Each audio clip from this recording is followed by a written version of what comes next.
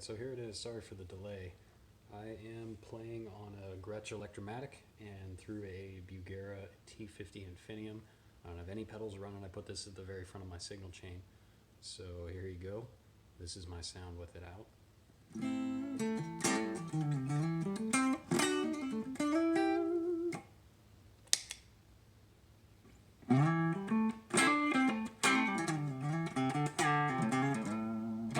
You can hear immediately it kicked in with the release, trying to keep the signal at a common level, so rather than letting it overpower. One thing I've noticed about this is that it is a very effective front end boost, so this level control half clicks at almost 100% over unity.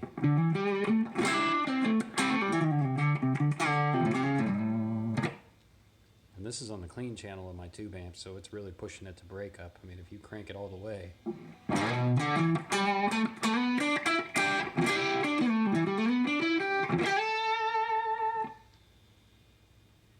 we'll bring it back down to unity. It's about 25% right there.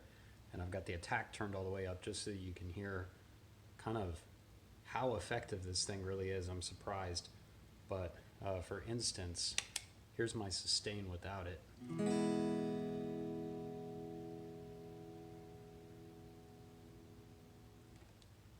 Here's my sustain with it.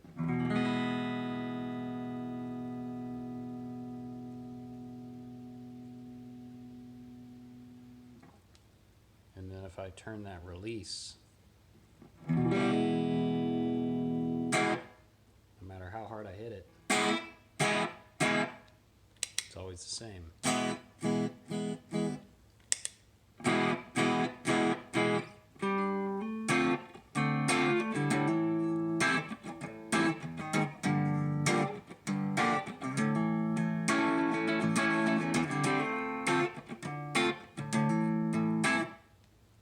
So it's a really effective compressor. I just don't ever really need a compressor. Let's bring the release all the way back.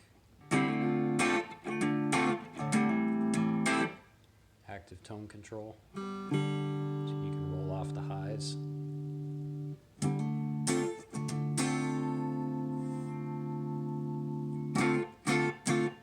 Sweeten your sound a little bit, take the ice pickiness out of it. And then the ratio control is how much of the effect is running. So it can be really effective where it's almost overpowering and you'll hear it kick in fast. Or you can tune it back to where it's a little less intense. But it's a very fast acting compressor where you can take it all the way off and hear the lack of control over the notes.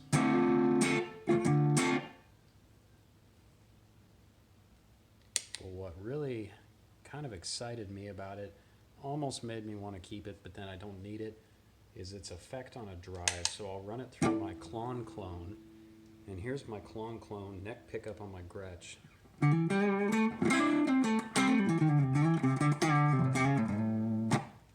With my drive turned all the way down on the Klon. And we'll use this as a boost in front of it. Now listen to it.